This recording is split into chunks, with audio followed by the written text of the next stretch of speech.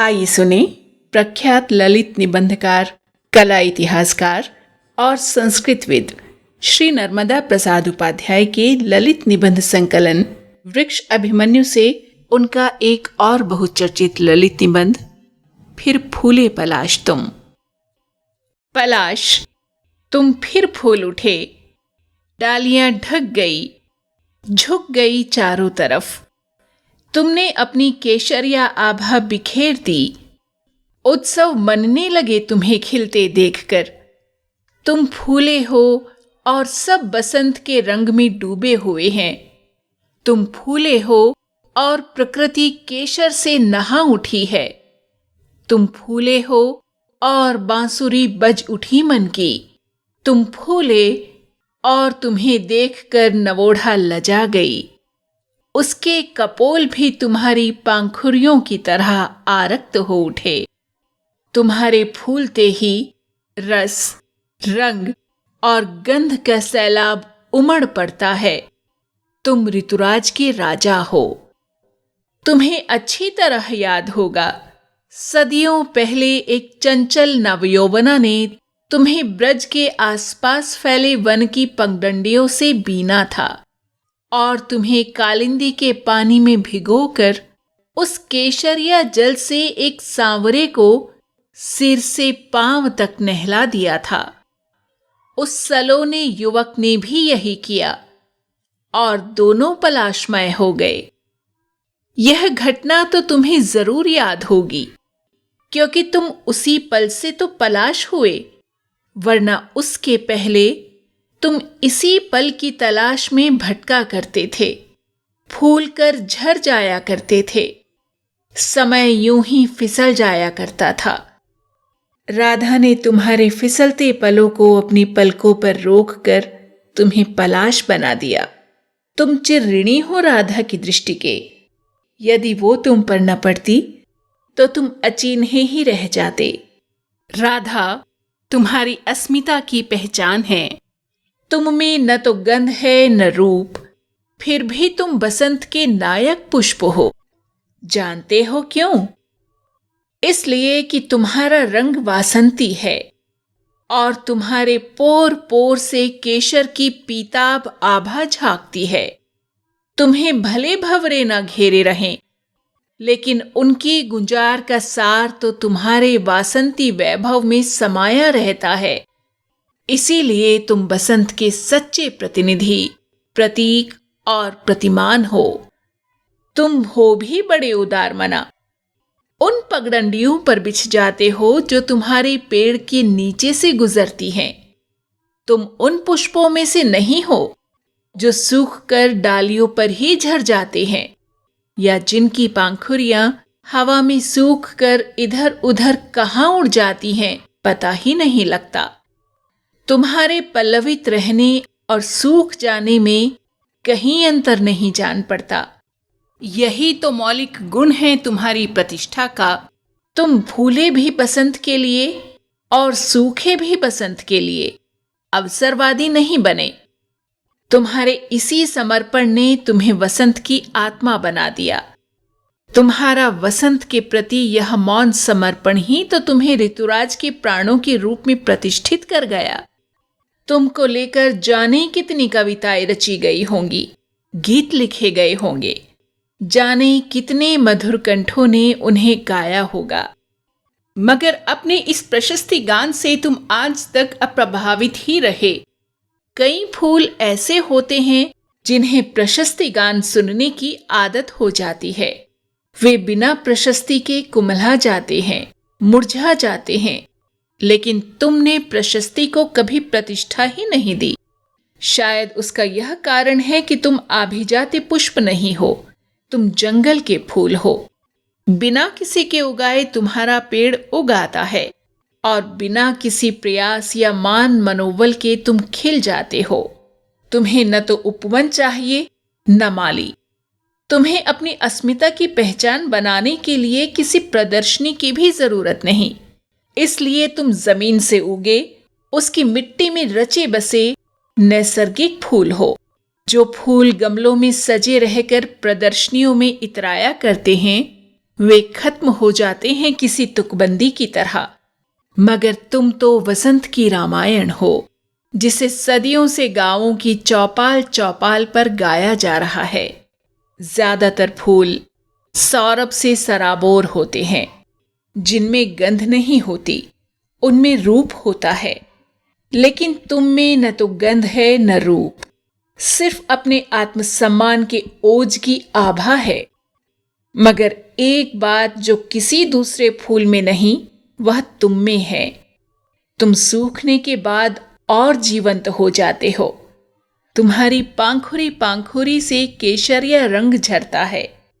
असंख्य होलियां और रंग पंचमियां तुम्हारे नाम हैं। ब्रज की वीथियां सदियों से तुम्हारे अमिट रंग की साक्षी हैं। अपने अस्तित्व को मिटाकर दुनिया को केसरिया रंग से रंग देने वाले तुम्हारे अनूठे व्यक्तित्व ने तुम्हें सदैव के लिए अमर कर दिया। तुम्हारे रंग से होली का ऐसा अनोखा त्योहार मनाया जाता है जो छोटे बड़े, अमीर गरीब, ऊंच और नीच के सारे भेद मिटा देता है। इस दिन नेह की स्निग्धता में सारी मलिनता बह जाती है। तुम्हारे रंग में सराबोर होकर भले कुछ पलों के लिए ही सही, लोग सारी कटुता, सारा वैषम्य, सारा द्वेष भुला बैठते हैं।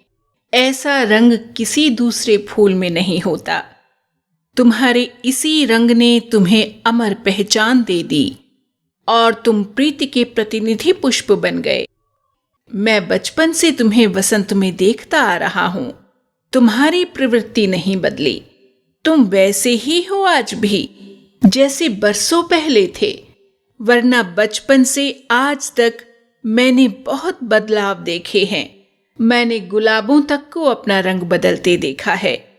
जैसे जैसे वक्त आगे बढ़ता गया, फूलों के रंग और आकार बदले। हो सकता है कि यदि तुम भी अपना रंग बदल लेते तो उपवनों की शोभा बन जाते।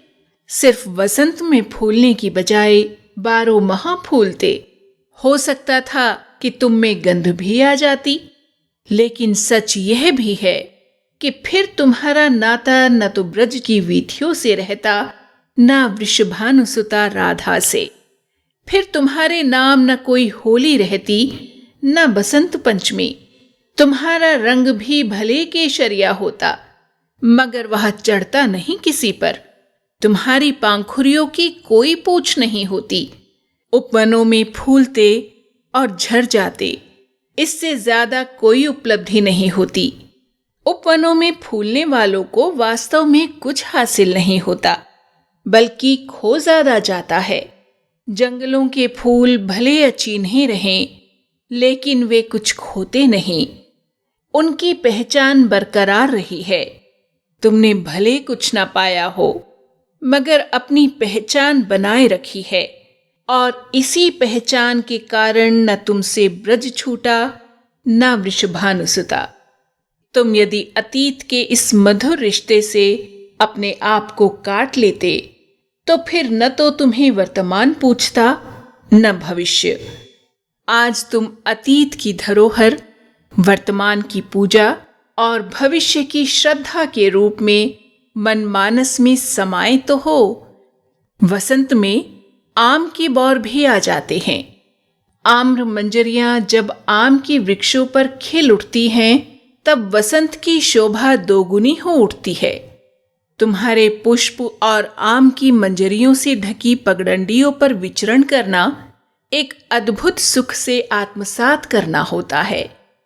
आम्र मंजरियां और तुम दोनों ही प्रहरी हो बसंत के, मगर तुम दोनों में फर्क भी है। आम्र की मंजरियां तो बाद में हरी कैरियों में, कच्चे आमों में बदल जाती हैं, लेकिन तुम तो अपना सर्वस्व ही वसंत पर न्यौछावर कर देते हो। तुम्हारी हर पांखुरी सिर्फ वसंत के लिए ही खिलती है और वसंत के लिए ही झड़ जाया करती है। तुमने वसंत के साथ अपने आप को इतना आत्मसात कर लिया कि कहीं कोई भिन्नता नहीं रही। तुम ही वसंत के अर्घ्य बन गए और तुम ही आचमन। इस विषमता भरे वैषम्य से भरपूर संसार में जब अपने इस समर्पण भाव से तुम्हें खिला देखता हूं तो मन प्रणामों से भर उठता है। कितना मुखर है तुम्हारा मौन। यदि कोई तुम्हारे इस प्रेरणा भरे वैविध्य के सच्चे अर्थों में दर्शन करे तो वह धन्य हो उठे। इस विचित्र संसार में यही सबसे बड़ी कठिनाई है कि हम प्रेरणा के लिए या तो देवताओं की ओर देखते हैं या उन मनुष्यों की ओर जिन्हें हमने देवता बना दिया। प्रेरणा के सच्चे स्रोत तो तुम्हारे जैसे गंधहीन वनों और प्रांतरों में खिलने वाले वे फूल हैं जिनकी कोई अपेक्षा नहीं होती, लेकिन जो अपनी समूची अस्मिता में प्रेरणा के पुंज होते हैं। मैं तो उस समय की राह देख रहा हूं जो तुम्हें पहचानेगा और तुम्हें तुम्हारे गुणों के अनुरूप सच्ची प्रतिष्ठा देगा। इसलिए पलाश, तुम फूलते रहो। जैसे इस बार फिर फूले वैसे ही तुम सदैव फूलते रहना। मैं देख रहा हूं आने वाली पीढ़ियों को जिनके हाथ नमन की मुद्रा में जुड़े तुम्हारे कुसुमित होने की प्रतीक्षा कर रहे हैं। जो पीढ़ियां आने वाली हैं वे वसंत को सच्चे अर्थों में पहचानेंगी, तुम्हें अपनी पूरी समग्रता में अंगीकार करेंगी। इसलिए तुम फूलना और फिर फूलते ही रहना पलाश।